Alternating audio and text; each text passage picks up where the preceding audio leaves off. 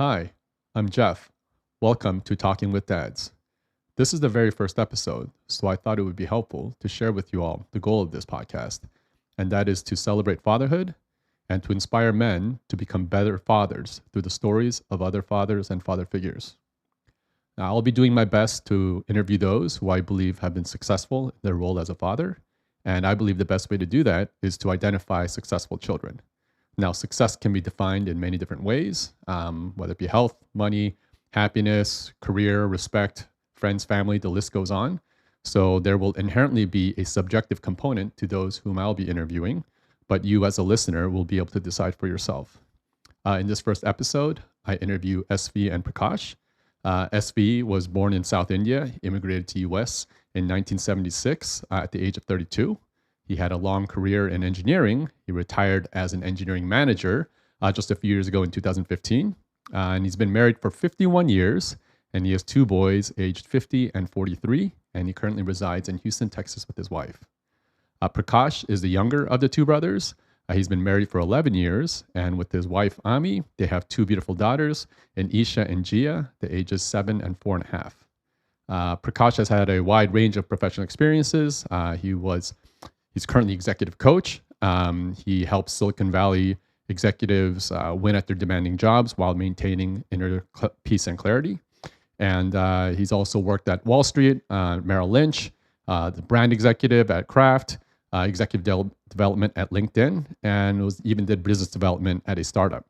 One other thing to mention about Prakash is that as a teenager, he was the number one ranked tennis player in Texas for 5 years, and he was also a top 10 player in the country. I wanted to mention that because it's pretty awesome, but also provides a little bit of context for a topic that comes up in the interview. So in any case, I think that wraps up this little intro. Please comment, share your feedback, like or dislike, do whatever you like. But apologies in advance for the audio quality. It is pretty bad. So I'll make sure I do a better job next time. With that said, I hope you enjoy. Here are SV and Prakash. It's a pleasure to be here, SB. Thank you. Thank you so much. No, this is great. Obviously, I know your son, Prakash, and we only met last week for just like maybe a half hour. But as you know, I've been trying to meet with great fathers and father figures. I obviously respect your son, who I've gotten to know for like the past couple of years. And really want to kind of hear more about your background, maybe learn a little bit about your father, your story, and certainly we want to go into what it's been like raising Prakash. And then, of course, I'm sure you feel certain things as you see him raising your grandchildren and whatnot. But yes, I don't want to get too much into it. Yes, exactly. But if you wouldn't mind, if you would tell us a little bit about your background and how you ended up here in the U.S. Sure. I was born in a small village in the southern part of India. And my father was in those days, they call him landlord. We used to have land properties, which is growing agriculture. Basically, that was not business per se, but that we own lands and then we cultivated from them. That was his way of living. Yeah. And like farm or rent? It is a farm actually. It is a farm. Yes, but farm now is a huge area, and part of them was owned by my family, and something else distributed to other people. So that's how it was. And my mom was from a town, from a full-fledged town in India, South India. Also South Side? Yeah. So, I always used to wonder how. My dad always born and brought up and a whole generation village. And my mom here comes from a sophisticated family, etc. I always used to wonder. But after I was born, then I had one elder brother, one elder sister, one younger brother and one younger sister. My elder sister and the younger brother is not there anymore. But you're surprised. In those days in the village, my younger brother died of typhoid. There's nothing in those. Now it just happened that time. How old were you? I was probably 10, and he was probably 7 or 6. Wow. Yeah, it was. It was hard on me at that time. Sure. How did your parents contextualize that? My parents. How did they explain it to you? Okay, well, I could see he was sick, etc. And yeah, it happened so that the village doctor treated him, and until the situation get worse, he was taken to town to see. It was too late. I watched the whole process. And actually, just informed, my mother died pretty early when I was probably, when I was 10 probably. Same time, roughly. Roughly. Yeah. This happened after about 3 years after my mother died, yeah. Oh, I see. So- So you kind of grew up motherless for most of your life. Motherless. Motherless, Yeah, and yeah. That's an interesting point because, like I told you, she's from an aristocratic and a very sophisticated family. And, but then she passed too soon for me, so I had not much of impact from her. Yeah. Though I still vividly remember the even small instances. What do you remember? She was always had a rich taste. You know, she used to, my sisters, you know, we got a sitar type, you have heard? Sitar, a musical instrument. Oh yeah, yes. We call it veena in south. Yeah. That's a different form of that in sitar in the north. So my mother put them to veena school, to music school, and all of her had her own, you know, separate tables and chairs made for reading. And she was very fluent in various tastes and English. So that kind of indirectly had an impact on us, all of us, I think. But my major impact was actually since I grew up all in the village, not all, in the early ages, and till my father passed away, I had his impact. Yeah. So he guided me generally. So I did my initial schooling, elementary school, half of elementary school in the village. My mom was there at that time. So then she wanted, I'm sure she had influence to take us out to a city, to put us in the city school. So my father put the whole family, transferred the whole family into the city, town. And we went to good schools there. So from then on, actually I moved to one city. Then after about 3 or 4 years, my mom passed away there. So the whole family didn't know where to go. Meaning, I'm sure I can imagine that my father didn't know what to do. How was it? Lost his wife, and we were all studying in town. Could you see that? Were you able to sense that your father was maybe a little bit lost, and when you Very were... much, but I was too young to even express it. Sure. Now fully I remember in fact, I could relate to each of those feelings now. Yeah. Oh yeah, these things stay with you. Of course. We think even my grand Odisha, she will remember whatever we talk now. Yeah, she will remember.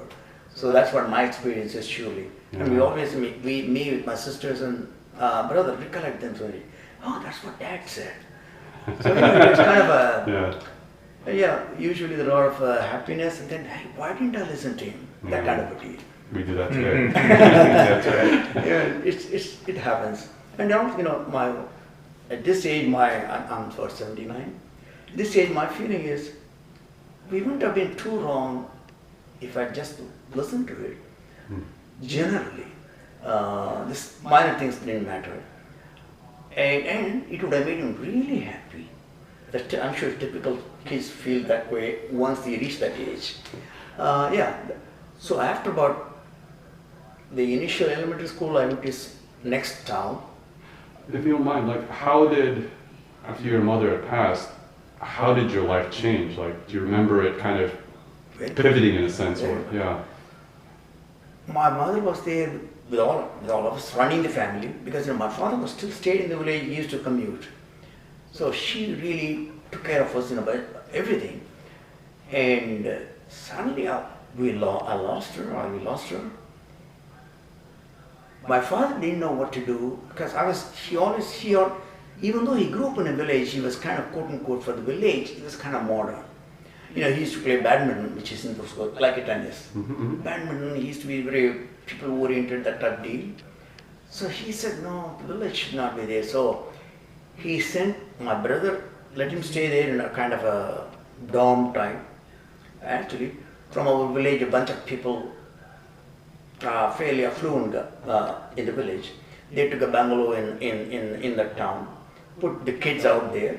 They had a cook down there, and they went to that school. for me, I guess I don't know why my dad decided. He sent me to the major town in my state, the capital of my state. That really had, I think, is a great impact on me. A great impact. Good school, good, yeah, it really shaped me in certain ways. But at the time, it wasn't the obvious thing to do. To who? For you. Oh, It's no. not, yeah. There again, I didn't know what dad says to go. There's no option. I mean, not only no option, I don't think I was too young. I was what, sixth grade? Yeah. We don't, we need somebody to tell us where to go. Sure.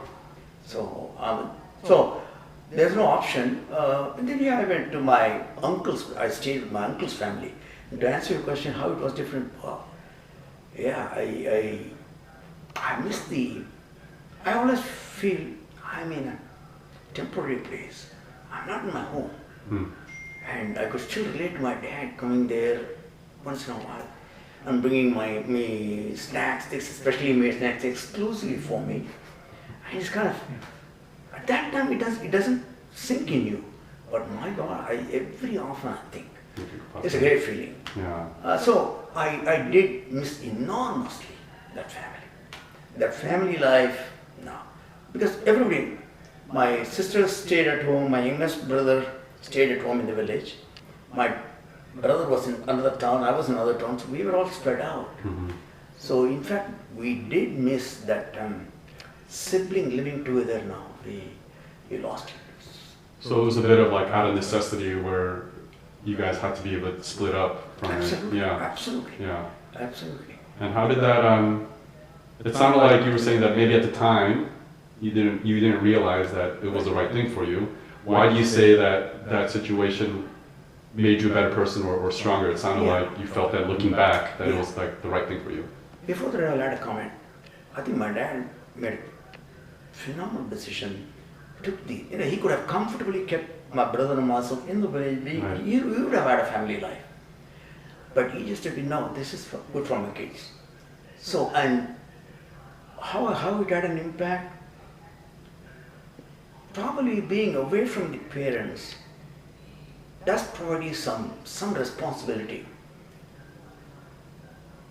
I didn't even know that's happening at that time. But I could see, because I got to take a train to go to my village. I was also not alone, but I had an escort going with me. It all told me that I'm in the transitional stage. So until my 7th grade to the school final, I was with my uncle. So I was in a different house. In fact, you will be surprised. I didn't even, I was there living, but I always feel I'm aloof. So anything I can feel as, Mom, give me that. Yeah, a little bit of an outsider still. Absolutely, Yeah. I felt it. It's not that they treated me like that, but that was a definite feeling. And that, in a way, kind of changed my behavior later also to, meaning, now when I got the kids, and this is asset, this is the greatest asset we have. So that made me a little different. So it sounds like you have this delayed appreciation, if you will. I think we all do. A bit of a delayed appreciation for your father, right? Like, I know I do, like you get older, you start to realize certain things. Like you said earlier, why didn't I listen to my dad when he said this or that? I didn't have enough kind of understanding about life. Are you able to maybe point out specific values or ways that you are now because of things that he either chose, decided, told you? Sure. It sounds like that was like a very formidable time for you. Let me give you a background of my father, how he was. I could feel it now, meaning he had enormous affection for us, enormous. I mean, now our families are all open. Hey, darling, you come here, we say that. No, it's never. That's how it was in those days. So, but the subtle things he did it still remains in my memory, and I knew how he felt. Like I said, he will bring that snacks, and he's bringing it to his brother's house. That's where I was living. So he will just keep it separate and offer it. Hey, take it, son. He will just keep it with himself, so that he doesn't have much to share. He wants to give it to me. So, and now, that feeling remained in me all the rest of the time. And I value that's how I value my siblings, etc. Of course, my kids and grandkids. Yeah, that made my behavior so different. Not that I was different. I would have been different probably. I don't know. So is it maybe the way that you express your love to your children and grandchildren? Absolutely. Yeah. Oh, indeed, absolutely. Hey, and also, one thing is different in those days. No, I don't think we ever quote unquote had a communication. No, that was that. Hey, go and do that, okay? And I wouldn't. I mean, I would resent something. That's a childish thing. But there is no communication per se like that. That changed for me because hey, this is what I need to do. I need to just be open. And boy, that made enormous difference for us. Yeah, and then I'm sure the kids pick up from the head, talk to them, whatever it is, talk, and let's resolve right there, which has become a characteristic for me. Yeah. Within the family, I'm Sure. Yeah. Is maybe you can comment on how much of this you might feel is cultural versus was this just your father, but was the expression of that love, was it more, say, physical in nature, like with hugging, more verbal? Was it some of these acts of kind now of or then? back then? Oh no. In fact,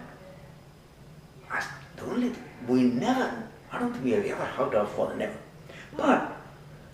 But then in those days, that is how it was generally. Yes. The parents never like that. That's right. Openly show that one. I mean, to illustrate only one, to this day I remember is, we used to have this oil bath, etc. We used to put oil every week, once in a week. We put oil, just rest of oil so that the oil soaks in your body. It's supposed to be the village type thing. But surprising, I go to the Ayurvedic clinic. One of the treatment was put oil all the way and allow it for 45 minutes. So now and then madam, hey, go and rub my back. To this day I remember why. I mean, I could see how he was asking, and that kind of thing changed me. There was a big impact on me. And that subtle love made much more impact on me than even if he had shown openly. Yeah. Then, how did you take that when you had your own family later on? Well, from day one, I was able to, kids always, like, I remember him. I know, he was probably 2. So he was just going to India, him and his mom was taking her to India. And my elder son was also going. So he was like this, he was this tall. So I said, come on, let's go. Then I hold his hand like this, walk along the curb, etc. Then he picks up some stones, he's going on, talking. It was a great feeling. And when I came back, I told my mom, his mom, hey, we had a man-to-man talk, so it was a nice time. Oh, very nice. So yes, that, and also my elder son also, he is a little different, but then we always, he's more open. At that time he used to ask me, Dad, I want this computer. Why do you need this big phone? Why do you need a printer? But he said, Dad, I could see in his eyes, just eye-to-eye communication, I will know what it is. So, anything, and my father did the same thing except subtly. He had no limitation. Yes. And we were kind of, couldn't go to fluent. Not because of that, anything we wanted was there. And the same thing we want to do to our kids. A big thing.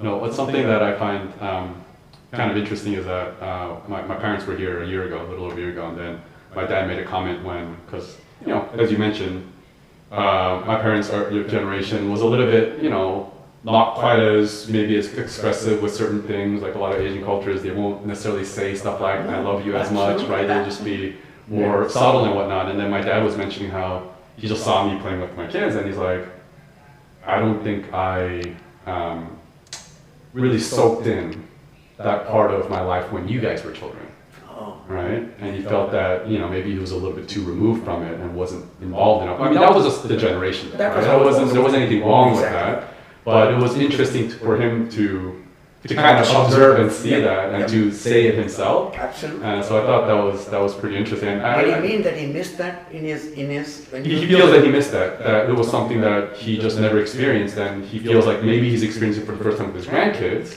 Yeah. but he feels like, oh, I guess I wasn't able to do that with my own kids. Yeah. Yeah. Yes. Looks like the generation at that time was like that. Right? Yeah, absolutely. I don't know if it makes a difference between East and West. I don't know.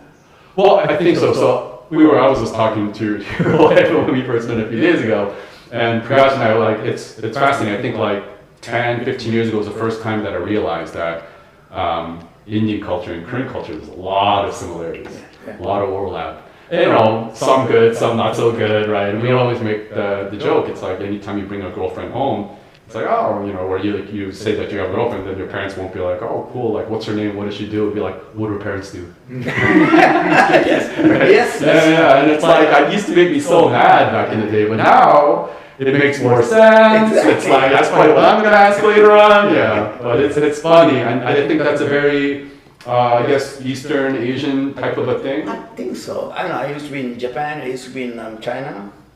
Yeah. In fact, probably more rigid, I think, there in both of these countries. Yeah. I think I would like to say it's Eastern culture, but I will never lived my young ages here, so I don't know.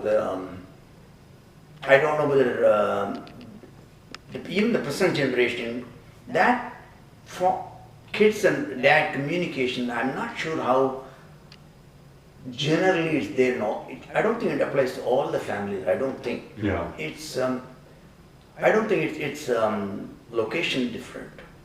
It happens. It does happen. I mean, it's not that you don't see it here in the U.S. or in Western culture too, but I just don't think it's quite as common or as prevalent, right? Like, I think you might see it more with like maybe highly socioeconomic, well-off kind of family backgrounds that they start carrying a little more. That's true. But I think when it comes to the average, it seems like Asians, Eastern culture seem to care about that far more. It's, in general, I would say the culture is more kind of hierarchical, right? There's a clear, I'm above you, you're above me, I'm below you, that kind of a thing, right? And to give a typical example, for some, if in a family dad passes away, the eldest son becomes the head of the man, family, right? right, Yeah, away, right there. right. That's classic. Considered classic, right? Cool. Well, good segue. I mean, obviously Prakash is here, and we're kind of talking about these generational differences to some degree. Could you maybe say a little bit more about your kids, and then maybe we can kind of transition into Prakash? Yeah, let me relate to Prakash. Yeah, the kids were born again. I used to play with them a lot, sure, for both of them, and when eldest son was always, they're different in two aspects. One, he was always kind of more into reading books, etc., or always into the academic side of it, very much deeply in academic. Very young age. What? In the 8th grade or 9th grade, he used to write articles on abstract subjects at that age. So I loved it, but honestly I didn't understand that time that he was very much into that more. And he grew up like that also, and now he's very much follows what his younger age, how he was, he has followed the same path, meaning academic and at the same time using that academic to further his career. Prakash, the young, even from the kid, he was more open meaning people oriented. And like I said, one classic aspect I got to mention about our dad, he was highly people oriented. Highly, not only for everybody. He had special type of knack with connecting with people, and that again I probably inherited that, and in my case Prakash also seems to have inherited that. What I'm saying, in the young age, I still remember the picture, Chuck E. Cheese, there used to be a Tom. Oh, yeah. Pizza thing. Yeah. I think there's still one around here. I think one of our kids' friends' birthdays is going to be there next week. Oh, or something. really? Yeah. That's anyway. Most of our birthday parties are in that place, And I still have the photograph, We watched him, and I played tennis. I used to play tennis for college, etc. My dad plays badminton. the elder brother played tennis. He was a college player, and I played tennis. I knew I could spot. The guy still he was left-handed of course from day one, and the bowling. Yeah. Oh man, he almost knocked the whole balls at that time. I mean, he was really about 2.5, 3. I was that right away I saw that. And of course, after that, my wife was mainly, in fact, even though I'd say a lot, at the end of the day, she makes it happen. I say, hey, we got to put it in tennis. I say that, but then she goes and shops around and then finds who to go to. Oh, everything she did. Got it. Oh yes, and Had some synergies there. it was. Yeah. I don't know. And also, what about my eldest son? I said, academics he wasn't there. For sure, and for even he feels it today also. We used to be in Stamford, Connecticut, a highly academic town. And he was probably 5 or 6 year old. He just religiously used to take her every possible chance, for sure during the weekend, to the library. And boy, he loved it. And to this day he says, that's mainly shaped me at that time. And for Prakash, in the same case, he took her to school and other things, and also he being a teacher, she was a teacher. So she knew what to do with them, and he was good at teaching me even at that early age. But after that, whether it is academic or he learned veena also, that musical instrument. I used to play veena, but she made it, let's give it to the kids. So she put both of them in the same school, and after school thing, and then shopping around for proper place to play tennis, proper coach to find out everything she did.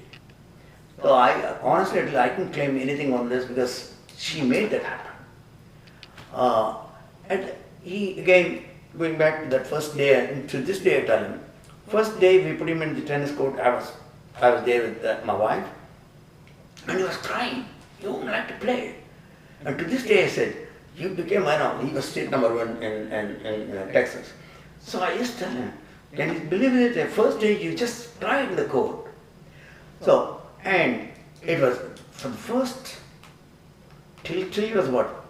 Oh, till even now. But from then on, tennis was his main thing. And we were completely involved in tennis. We bought a bigger car to take him around. Everywhere, we're always a town used to say, SV, he's out in tournament. So, is he playing? No, his son is playing. Yeah. So we used to take him. And and then at the same time also one other thing we found early, which I don't know, he knew that we knew. He was pretty sure of himself. I was surprised. In fact, to include some of the decisions he made in the young age itself. He used to play in the junior league. But then suddenly he decided, I want to play above my level. I said, hey, well, you're number 1, you can play a bit above. No, Dad, I'll go. He didn't even let maybe change anything or suggestion. I'm going. So he went up to the next level. Oh yeah, he was doing pretty good there. And all the tournaments, I just drive him around and do things. Every decision he made, which coach he wants to go to, how long we're going to go, and how much I go. Everything is decided. So you brought That up, showed independence. yeah, you brought up an interesting point because I think that, going back to maybe the Asian parent theme a little bit, I think Asian parents, and I think Indian parents can be this way too, where they feel like a very high sense of responsibility or accountability for their child's success, right? Right. And I think that the balance is kind of like, it's the whole nature versus nurture thing, but you don't want to force them to do something that maybe you just want to do as a parent yourself. You're trying to make sure that they find their own way for them to be successful. You highlighted a very interesting point about how very early on you were able to see Prakash and his brother and how they were different, right? And he was more like, say, extroverted, more people-oriented, and he wanted to kind of learn more and stuff like that. How much of that was maybe what you felt that your father did versus you just thought that that was the right thing? Is that an Indian thing to some degree to identify strengths and to push it. It's a very, I guess, gray area theme, I feel like, where a lot of parents don't necessarily, a lot of fathers may not necessarily recognize and then kind of zero in on it, right? And I think the zeroing in was a bit of a, it sounded like your wife really kind of pushed on that front. But just that overall idea of identifying kind of strengths or tendencies and then helping, support that path. Where did that come from? Was it just instinct or from my father. The reason is, he knew, he gave us that confidence, subtly again. Literally, he gave that confidence. So, I'm saying at that age, I was very confident at that age also, and I was, doing fairly well, I don't know, meaning academically also. And basically, that's why he said, hey, send me out there. Send me out to the main town. And then similarly, my brother was also more independent than me. So he said, let him take care of himself. He can take care of it. He put him in a dorm type deal, even though it's a village dorm. And then everything, he went up. He was the first tennis player in our family. Mm-hmm. So he knew that, and today I feel that's how I probably got that thing. Leave the kids take care of themselves. But one thing, what I was different, I think, is he didn't have the opportunity to watch whether I was in the right, I was not going out of the bounds. Uh-huh. Whereas that me and my wife basically was, let them do whatever they want. But we always said, we just watched them. One, they were sure of themselves. Number two, they were okay. They were just within it. To this day, I tell my daughter-in-law also, don't fret for the small things. It'll take care of itself. But as long as you feel they're okay, that happens in the communications, but not even verbal. How you kind of indirectly treat them tells them, hey, they're happy with us or they're confident. So that gives them that confidence. You mentioned how your father gave you that subtle confidence. Yes. And it sounds like you took some of that and applied to Prakash as well. Correct. Say a little bit more, like what are some things that you may have done there? Like was it something that you said? Like you said that it's sometimes it's not even what you say, sometimes it's just the way that you are behaving, right? Yeah. Yeah, like give me some examples. After I stayed with my uncle, I moved to the dorm, we call it hostel there. Dorms in my college days, undergraduate, plus then I was always in the dorm. And it cost money, And my father could afford it, but he always, Dad, I need, let's say dollars. Say let's talk about it. I need $100, for this month. Oh yeah? Okay. He don't say no. And then when he gives me the money or in person or sends it, it'll be easily $150. He always did it. That's one thing I feel made so much for us. Meaning, one, he's confident us, and then he's generous with us. And all the time. I've never heard of that kind of like strategy, and it's like it just kind of so out of the box for me.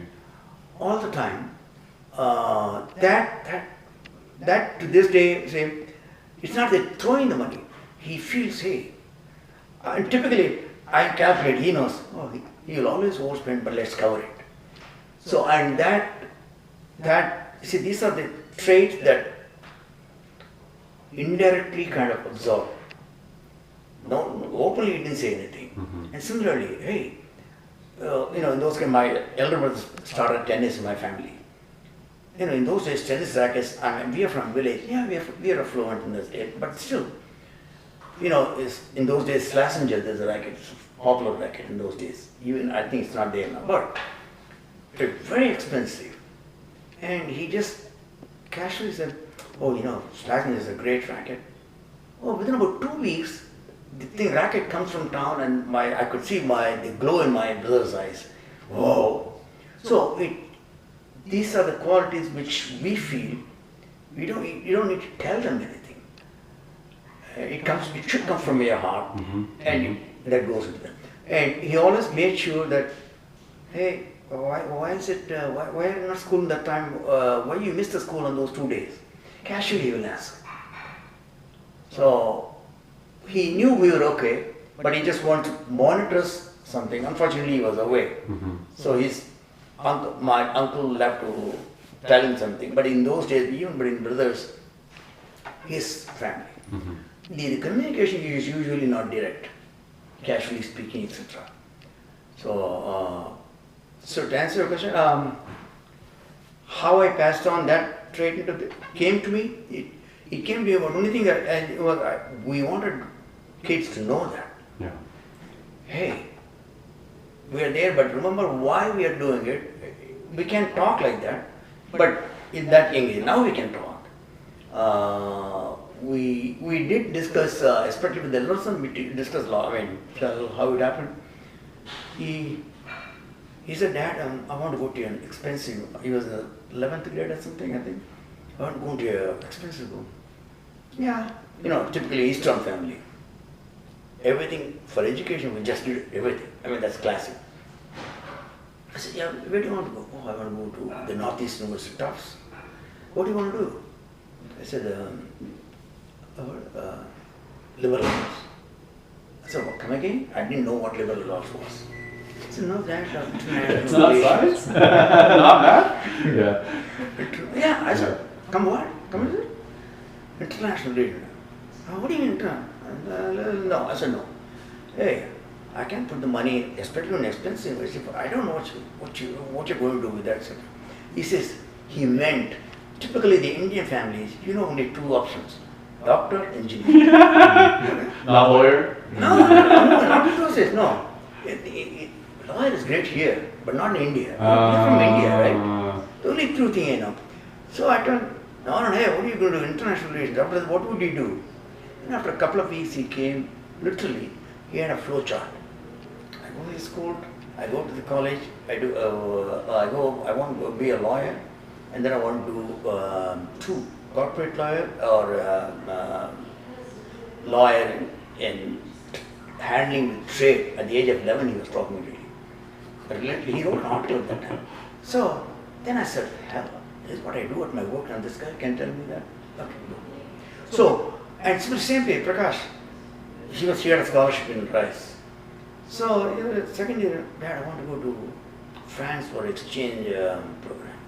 I said, okay, good. But you know what? I'll lose my scholarship for that year. I said, okay, go. That's all right.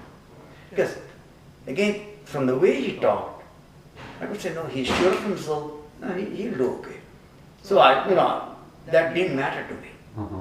Not that I was, honestly, not that I could afford it at that time. I mean, it was pretty big. But no problem. So I see that trait taking over in them also. Yeah. I'm just going to switch to Prakash a little bit. Yeah. Yeah. So after that, tennis was his main passion. He was doing in school really good. He was doing really good. In fact, honestly, I tell you, I was surprised that how do you manage both. And Did you feel like it was, like, obviously you had to take him to like these tournaments and things like that, but when it came to his studies and him taking care of his responsibilities, was it fairly hands-off? Did you have to get involved? No, I didn't need to get involved, but Mom did get involved. He knew what he was doing, she monitored it, and she made sure that it was good. And How much of that was there pre-alignment between you and your wife? Like, how much of it was just like it just happened, it was natural, we didn't talk about it, and you just went there and it was like, great, awesome, thank you, wife, versus hey, now that our kids are getting older, like, we need to start, focusing on these things, can you be the one that handles this? Like, how much of that was kind of pre-discussed or strategized? She took over, again, I would say I was busy professionally, but even otherwise, it was natural, meaning she took the lead. She doesn't show it much, but she has a lot of independence in that she knows what to do, and I just simply observe And the kids were doing fine, doing good, really. So it's kind of a natural progression, it sounds like. It was. Yeah, In fact, very and organic. it's part of her family trait, I think. So her dad was a doctor, and you heard Hippocrates oath, right? Yes. Honestly, actually, I've never seen that in any doctor's office anywhere. My father-in-law had it in his office, and I said, wow. So I think this was again, it is a natural trait. She was into education, she liked it, she liked teaching kids, etc. And when she had the opportunity to teach her kids, it's natural. and she took over everything. And the she took over actually guiding them, taking them to the right destination, right schools and right libraries. And these guys decided on by themselves, every one of them, both of them, every aspect. And I was so lucky in that because I always felt they are good. I don't need to suggest them anything. I always feel parents are not, especially when they're going to pass the high school level, you're not equipped with what to take, etc. They should line up themselves as to what their interest is. And I'm very happy that both of them took on their own what they want to go through, what they want to go up, which career they want to take, and that happened to them. So mainly my wife was instrumental in this taking care of everything. It was a natural progression for us, and I was grateful for that. Really. Yes. Really, Very the right one. Oh yeah. Really. No, it's funny because like I was just talking with some friends maybe a few months ago about how everything's great in our family. Love my wife, 3 kids, and I was just telling some other friends about how it was just dumb luck. The way that my wife is as a mother, I had no idea what she was going to be like when we were dating, right? There's some sense of, oh, do you like kids? Yeah, sure, that kind of thing. Do you see them how they hang out with other younger children sometimes? But you don't really know until they're a parent. And then how they are, it's a little bit like, oh, wow, I just got lucky. You don't know your future wife.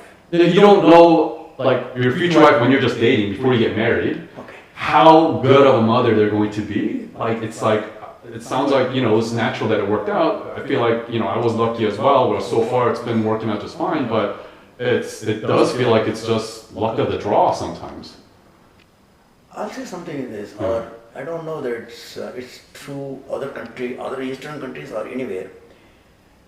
I've never seen my wife until my parents or my dad in those days told me, hey, I have a girl in a known family, I want to go and see her. That's how our system was in those days. The first time we go and see, we just see, we don't talk. And that's all I know. Not even in talking. No. Oh, No. interesting. In fact, of course, no talk. Only the first time I talked was after the wedding. We just went out somewhere to have coffee or something. That too, I asked for it. That's very unusual in those families, our family. So that's the first time we talked. So it was a total blind luck in that respect. But what I always strongly feel, what our typically in those days, Indian families were from South. I know more about South. The moment that a boy or a girl comes to marriageable age, they look for families, hopefully within their known families or other people whom connect network in those days. Right. So they know the family is good first. And then then they look at the other things, generally the girl, what she's doing, whether academically she's okay, etc. And then we go quote unquote see her. Right. In fact, very rarely in those days they had an option to say no, the girls. Suppressing. So to come back to you, no, we don't, no, never. In our thing we have never dated, except my one classmate did it, that's all. So we're both very lucky men. Well, I mean, literally, yes. To call it blind luck, you said, absolutely. Yeah. And that blind luck, yes, but I feel this, in those days, our parents' approach to know the families first and then take it from there, to us it makes a difference. Yeah, and I think right now, maybe, like I think that you could say that maybe, in that previous generation, the pendulum was very far on this end where there was like very little opportunity to get to know the actual person you were going to marry, maybe, right? And maybe right now it's like, oh, who cares about the family? Let's just look at the person a little bit, maybe not completely, but it's changed, I guess, a little bit. It has significantly changed, but I wouldn't say that one is right or wrong. I don't Correct. know. No, Correct. that I won't say that. Yeah. Yeah. I mean, yeah. Yeah. I want to ask Prakash a question. Earlier we were talking about, how the way that SB, your father, kind of identified, strengths and, tendencies and those things at an early age, and then how your mother was kind of the one that was like making sure that it was happening in a sense. Mm-hmm. How much, now that you hear that, maybe you heard it before, and you go back and try to imagine back when you were a kid, do you remember it just being I was just expressing myself, there was some level of influence from my parents, they gave me the confidence to do things, like, when you hear this, like, what's your reaction? Yeah, I never thought about it. So I think one of the blessings that I had was my parents were doing this, and I never said it's my parents' influence. I thought, ignorantly, that I was making decisions necessarily, And that was helpful, though, because at an early age, I think I felt confident that I can make decisions. And so, to me, it felt like I was given liberty to make decisions. Was there a moment that you remember? Was there maybe a decision or a path that you went down at one of those earlier ages that you remember that being one of those things that kind of made you feel like you were really expressing yourself, that you were coming out, in a sense? I think when I was young and I was playing a tennis tournament, like you were saying, I wanted to play the older group. And I was young and I wanted to play the older group. Like, it wasn't a no. It was just like, oh, that's fine.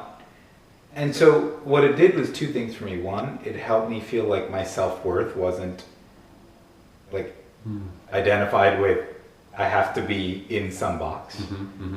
And hey, I can make a decision and it will be fine.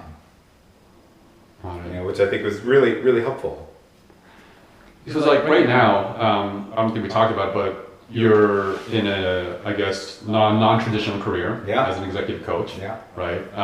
And probably an area that I would say, on average, most Indians, it's not the obvious choice, right? For a variety of reasons. How do you think? I mean, I can see how from that early age and from that openness, and then kind of giving you the confidence to just kind of pursue what you cared about and wanted, that kind of naturally led to your career now. But I'm wondering if you can maybe kind of speak to it a little bit more. Yeah, I actually think you can draw a through line because from an early age, like I was just saying this on Mother's Day yesterday, that I think there was no judgment in our house, and my brother and I were very different. I really didn't like school that much, and in some ways their memory of it was like all good, but my memory actually was like I had completely wavering report cards. But what I did have was never a feeling that I was bad because of that, right? I had a feeling like I'm good, I'm worthy no matter what, and I just happened to be gifted in this other thing, So, and that other thing was tennis, which, while albeit probably an Indian kid's going to play more of that than they are going to play football, in those days there weren't a lot of Indian kids that were playing at a high level, and it was okay for my parents to enable that.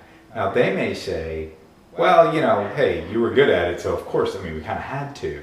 But what I would say is actually, I think very early on, I know a number of my South Asian friends who were kind of squashed from playing a lot of it, or their parents didn't show up to the matches. Like my parents were always at my matches, always.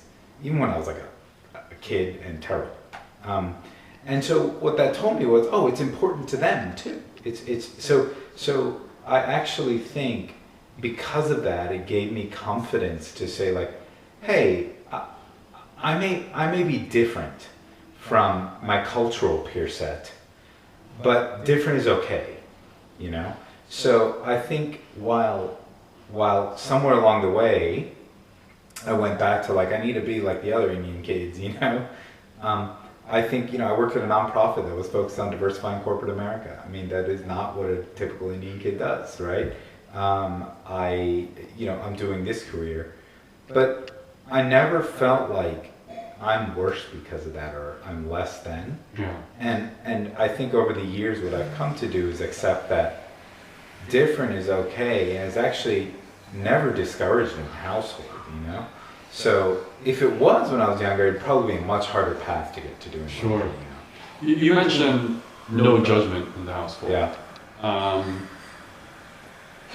There's a lot there. Yeah. Like for example, Yeah, we talked about this. No, but like for example, like I think Asian cultures in general can be quite judgmental, right? Yeah, absolutely. So when you say no judgment, like for example, I'm sure if you did something, if you exhibited bad behavior, Yeah. there would probably be judgment and some scolding, I would imagine. Yeah, I think there was, but it was never what's wrong with you. You know, I actually had a friend of mine the other day who was just saying like one of his kids not doing well academically, and he's like, I don't know what's wrong with him, you know? He's an Indian kid, and you know, but I never felt what's wrong with you was the attitude. I felt, hey, we don't understand, and we don't know how to fix, you know, sort of what's going on, but it was never what's wrong with you, you know?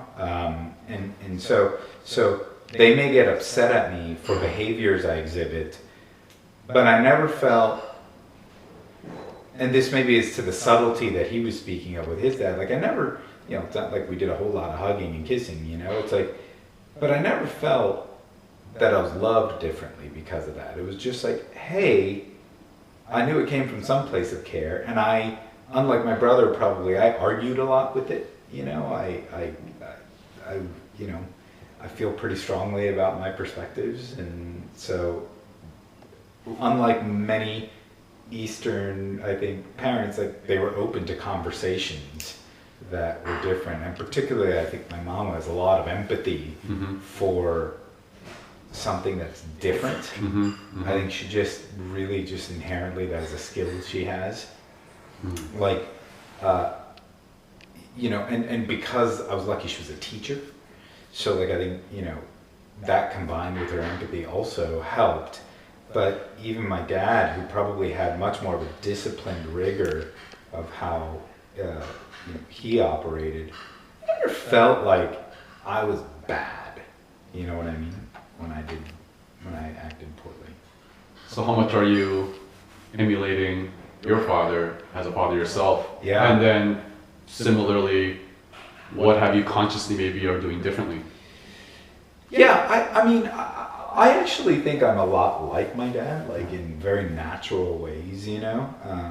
So even hearing him tell this story, I haven't heard most of this stuff, so it's really actually cool. fascinating, you know? Even looking at him, we both are. Yeah, just saying. Start from there. But we love people. I think, you know, it's kind of like a people first. I'm sure my dad would tell you if he had done it again, he wouldn't have been, if he lived in this world, he wouldn't have been an engineer. You know, like I certainly have no propensity towards that. Unlike you, you know. Well, I mean, that's the thing, like, you know, it's like, I feel like maybe I'm good at it, but doesn't mean I have to do it. Yeah. But I think in many ways I emulate because, you know, I think sort of my parents were models for what we see now, right? So like my dad was always disciplined. He's up at 4 a.m. You know, he does sort of his form of meditation. He does some reading the paper. He runs. You know, he's a runner.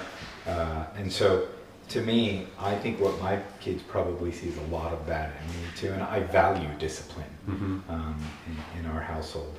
I think the second way maybe, you know, like the generosity. I think my dad's always been very generous. Both my parents always very generous, and so like I view that as a trait not only with friends but with our kids. Like, and you observed that growing up, Absolutely. right? And it wasn't just with, you know, family; it was with friends and like. You know, it's interesting when he tells that 100 and 150 about his father. I think I experienced something similar, but what it told me was I'm trusted, and I I can trust myself. And the plus side of that is like you have a lot of trust in self. If you don't add the skills that warrant that trust, then that probably, there's a downfall to that. Right. And so I think that's there. I think from at least I'll speak a lot of with my parents. My parents, I found because I was so different than my brother, and because I was probably different than the archetype of a lot of Indian kids, they met me where I was at, which is really hard to do, right? Particularly if you grow up in a village or I don't know, some small town where this is what right is and this is what wrong is. And I think historically, like my dad, I think slightly differently in that I live in the gray. I'm like, everything is kind of in the gray. There are very few things that are right and wrong. Right. Definitely should be an engineer. Yeah, exactly. Yeah. And so I think for me, I model like a lot of how do I meet my kids where they're at, which is not always easy, of course. The way, meet them where they're at the insanity zone. The way maybe consciously different. I'm very physically affectionate with my kids, but I think I've kind of always been physically affectionate. Period. Frankly, I do that because that's what I enjoy. I don't know that the kids get any different value out of it, because I have to tell you, I know people who got lots of physical and verbal affection and didn't feel loved. And, in our cultures, that's just not what is the norm. But I felt as loved as anyone could feel. So, for me, I think that is probably more of like the kind, and a lot of it is because my wife also grew up in a family that was very physically and verbally affectionate, and I'm like, I like that too, and so almost as if you're conscious or unconscious, just picking and choosing the things that you like, right? That's right. That's right. I don't know if they're consciously something different, but I just have more exposure. I grew up here. I traveled more at a younger age than my parents ever did. So because of that exposure, and my parents were generally exposed to South Indian people. For me, because I was exposed to so many more people because of tennis or because of my own travel, I feel like I have the luxury of taking things from different cultures, like a Korean culture, and really being able to say, how would I bring that to the kids? And so I think that is more of a conscious effort that is different from my parents, not because they wouldn't want to do that, but largely because that was not they didn't have access to doing that. I don't know if you went through this, but I think in the earlier years, I think it was mostly for college for me when I first moved to the States. And I was going through that process of, picking up Western things, maintaining certain Eastern things or whatever, that I kind of went through an identity crisis. Right? It's like, wait a minute. Am I this? Am I that? Am I cheating? Like, what am I doing here? Right? It was a little bit weird. I don't know if you felt. And it's interesting because you came here for college, right? So like, to me, I think my older brother felt that more. I felt it in a much more passive way. I was confused in the sense that I had a set of like friends that were Indian, and I had a bunch of friends that were non-Indian. And they would talk and do things that I was like... You would act differently too. That's right. Yeah. But they would also talk and do things that really didn't resonate with me in many ways. But then some things that almost felt aspirational for me. And so I didn't know, like, am I going against the culture because of that? But my takeaway from that is actually, like, every culture, when you get, like, too many together... like stick to that one culture. That never felt like anything I wanted to be a part of. I feel you. Yeah, makes sense. Definitely, I think that when you have kind of like multicultural, coming from the States, second, first generation, that whole thing, like you'll see the people where sometimes they're consciously or unconsciously saying like, like I'm gonna completely move away from this, and I'm gonna just like shun it to some degree, and just be immerse myself in pure American culture, or someone that says, I'm just gonna stick with just the original Asian values, and I think that it sounds like you and I kind of did a bit of blending. Well, yeah. And look, I was also lucky that, we spent most of my summers until I was 13 in India. Oh. And so, the family there was great and always very loving. And so my exposure to Indian culture, in addition to sort of doing the instrument, and it was always a positive one. It was never like, man, I had friends who were like, oh God, it's like Indian culture, that they don't want to be a part of it. I never really felt like that. I also wasn't like, all I really want to do is hang out with Indians. Right. How much of that was, you think, just the way that you were versus perhaps maybe the environment that your parents provided and like the things that you did to some degree? Because I can see how, like for example, right, like if I could see how if all I did was send my kids to like Korean school every, extra time that they had, they'd probably be like, man, screw this culture. Yeah. Right? So like, was it something about the way that they... I think there's probably three things. One is like, I think the environment they provided never was forced upon us. So like, my dad's really religious, never forced it on us. And, so I never associated it with something so negative, right? Mm-hmm. I think the second is probably a personality type. Like most things I'm pretty, go with the flow with. And I have strong perspectives on very few things, and the rest of things I don't really have. I'm more like, all is pretty good. The third is, I think, birth order. I mean, I think my brother probably feels a lot more strongly about these things, and in some ways maybe more tied to India than I would be, but in some ways actually much less tied. Has a stronger opinion the other way too. You're nodding your head, Leslie. Mm-hmm. You're nodding your head. Exactly, he said that. He knows more about India because from the much younger, he grew up in 3 years. He moved. So it was that, not so much that maybe you were also at the time, conscious or unconsciously, kind of maybe trying to have it be ingrained a little bit more? No, actually, the other thing, he said almost every year they used to go to India in those days. He was an elder, but he knows more about Indian things. But he remembers names better. He has met all the relatives, etc. In fact, most of my relatives have not even seen them at that time, seen him. So, And other thing, but my elder son, no, he's sure of something.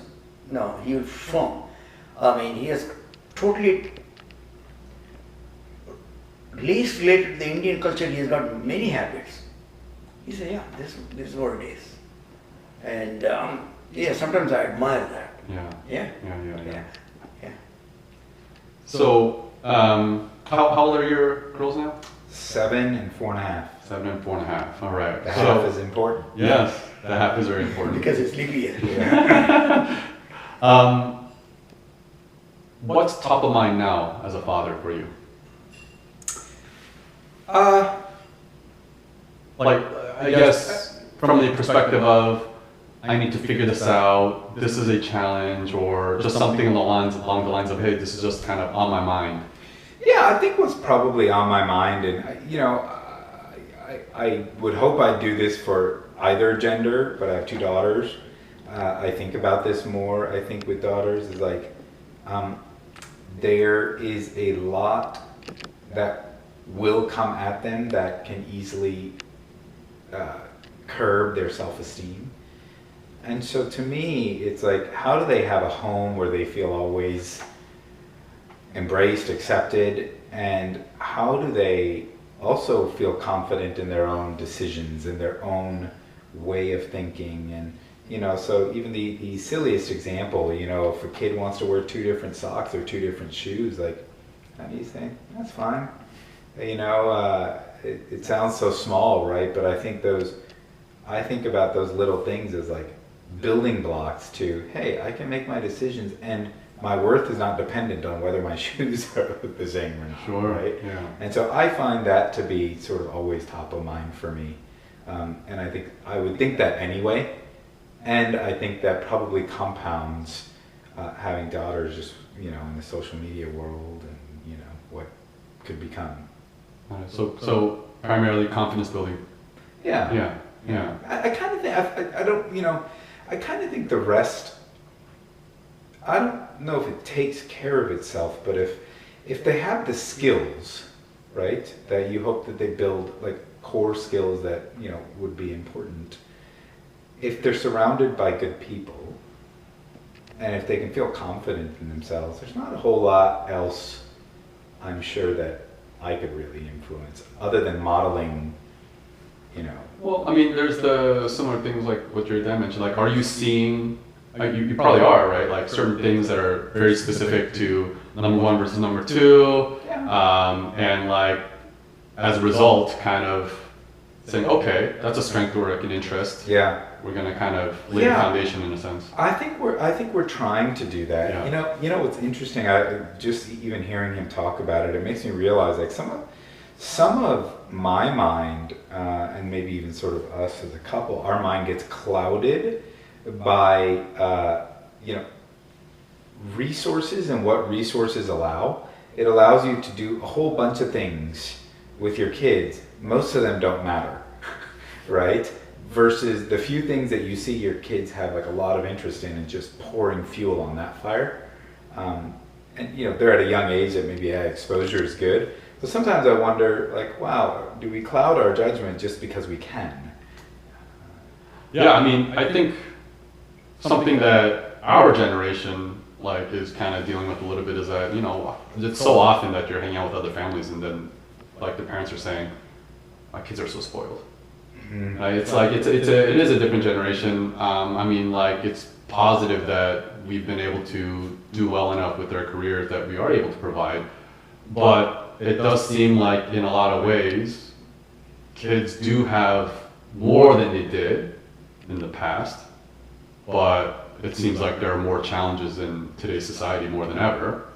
And I guess, SB, I'm wondering if, as you look at Prakash and as you look at today's generation, like what do you kind of see where you say, wow, like I didn't have to deal with that at all, or like, maybe there are things that are a lot better, but what are some of the key things that you see that are different where you as a grandfather, or if you're just kind of looking at Prakash now, it kind of makes you go, oh, that would clearly be very different for him.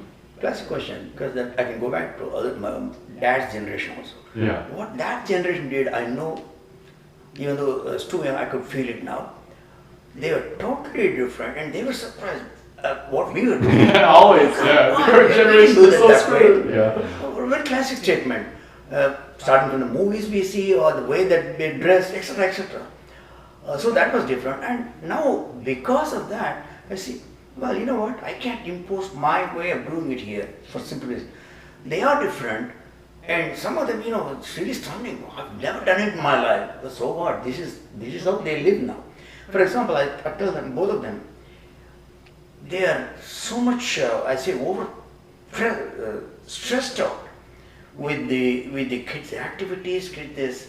Sometimes I feel it stresses them more than the kids. Mm-hmm. So I said, leave them alone.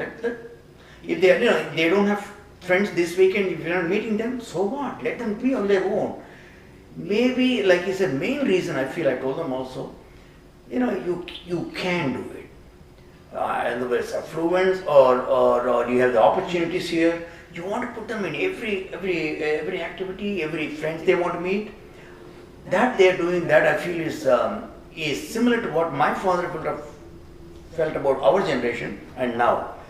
But one thing is for sure, we are able to communicate. There's a difference here because I tell them openly, listen, you're not doing anything wrong, but I think these priorities are different. You are overstressing yourself. Classic, I still feel strongly. Generally, your generation in this thing are obsessed with the kids' activities and where they will go, they will end up going.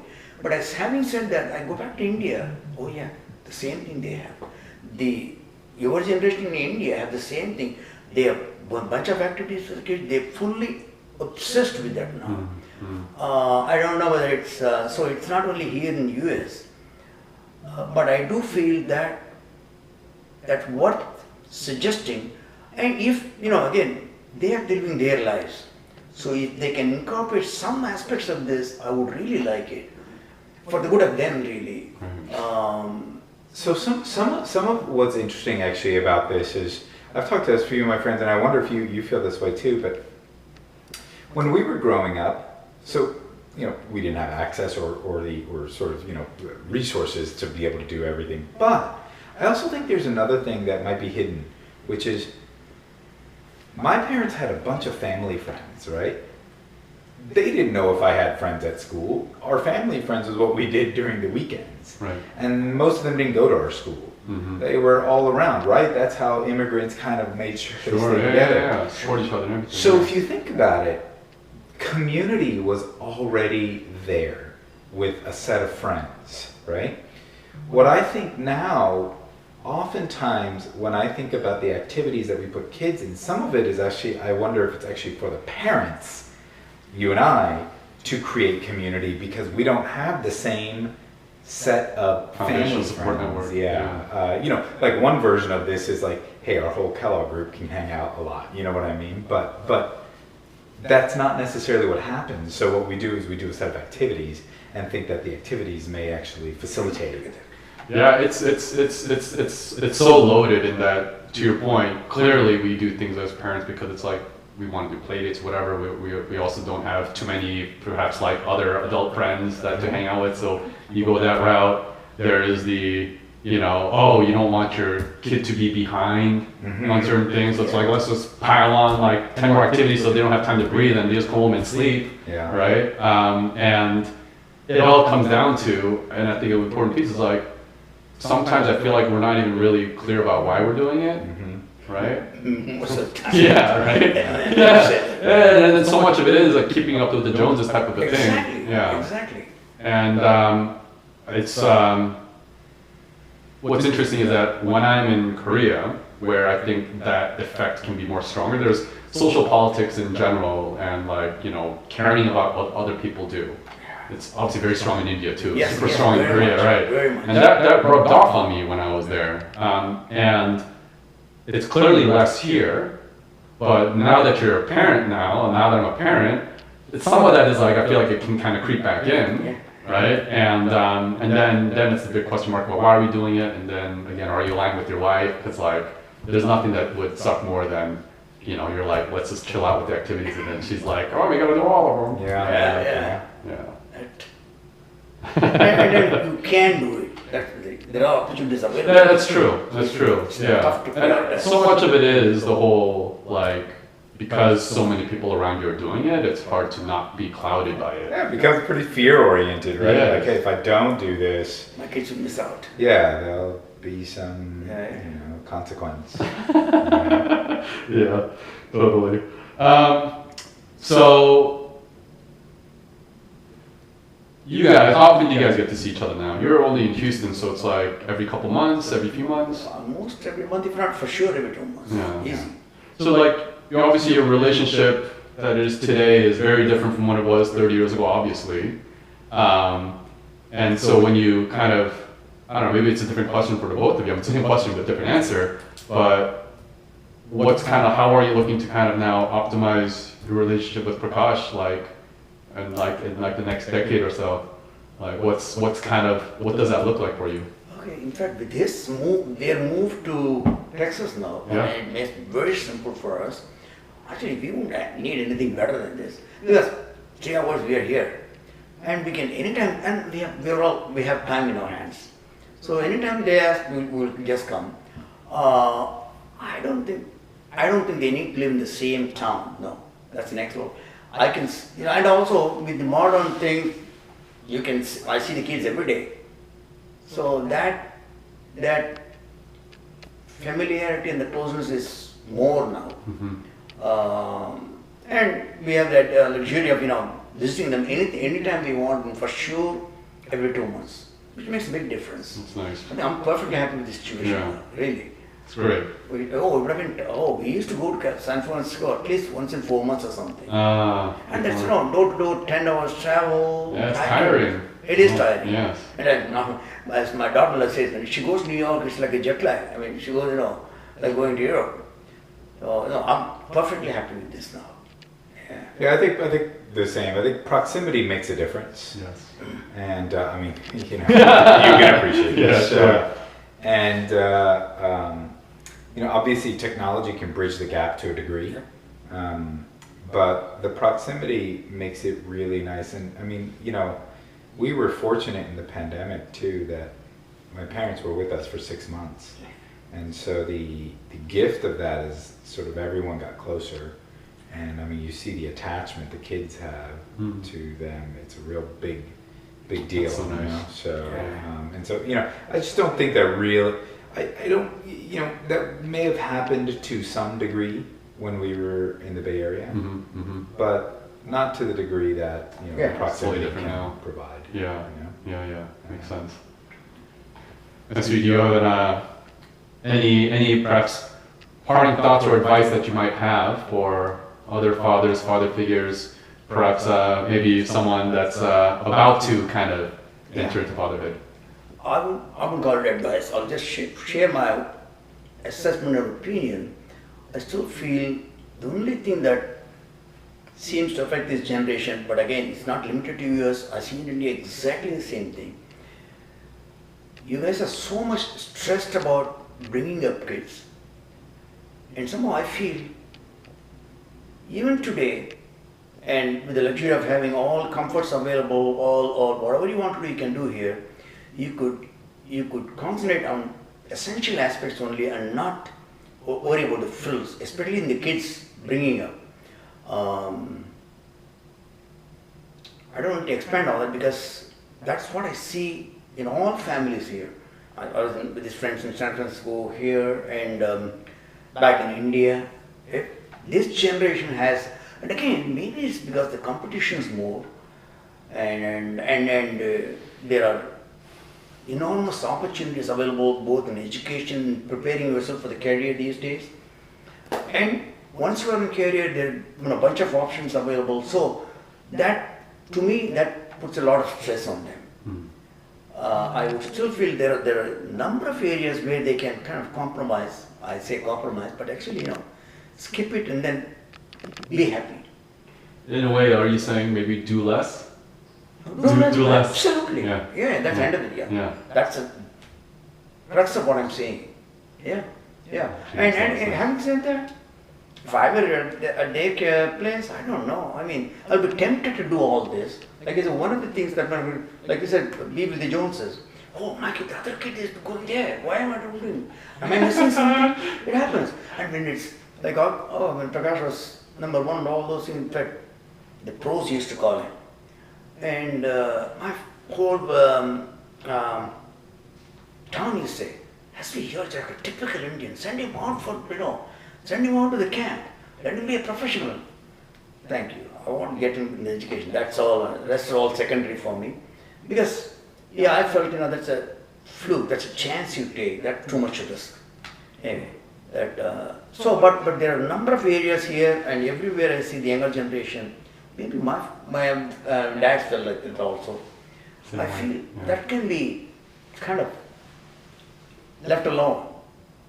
It will help, in my opinion. I'll help you all, you guys. Oh, maybe like across the board, right? Across the board, really. Yeah. And But one thing I do want to say, your generation is doing awesome. Especially the communication, that's a big shift in me. Not me, in our generation, but in our early generation. That's a big difference I see. Oh yeah. When you say communication, is there you mean between, say, father and son, like parents and children? Yes. Yeah, that communication. Yes. Yeah. Yes. Got And it. also between spouses. Spouses too. Yes, there is openness now, which was not there in our generation in India, and I'm sure here also. Yeah. Same question to you, sir. I don't know that. I mean, you have 7 more experience, 7 years more experience than the person who's going to the hospital right now. Exactly. I don't know that it would. Yeah, definitely don't know it would be advice. I think what he's saying is like I think I feel strongly about that too, even though I don't adhere to it. It's like How does it do? It's like there's probably few things that matter, and that intellectually, but it's almost like the discipline of refrain would be really helpful, Yeah, good say. I think just like if we have the discipline to actually refrain from doing the thing that adds another thing to our Right. table. It's just, Or even the other way around, like you know that I should do something and you're not doing it, Yeah. right? It's Yeah. like, but so much of it, it's a really strong point because I do look at some parents where, father, whomever, where it's like, they know that they should be doing something, like they should be disciplining their kid or something, yeah, right? yeah. And you can just see it in their eyes where it's like, screw it, like I'm just Yeah. tired, It's tired, right? And then, But then you're tired because of the same reason, right? You keep them up with Jonses. Yeah. So it's I mean, it's probably like anything else, right? We're in a generation also where there's so much access to information that you get the peripheral ways of being better, but not the basics, right? So, okay, drink caffeine, it speeds up your metabolism. It's like, or you could just exercise more and eat less, which is back to the basics. Sure. And I feel like some of what he's saying is like there's a back to basics version. yeah, just focus on the fundamentals, Yeah, and the rest they should take care of themselves. Yeah. Awesome. This was wonderful, gentlemen. Thanks for having I us. really appreciate it. Awesome. Yeah, I this is really want to say, fantastic. All right. You're for having awesome. us, man. I heard that you're the first podcast, right? Oh yeah, yeah.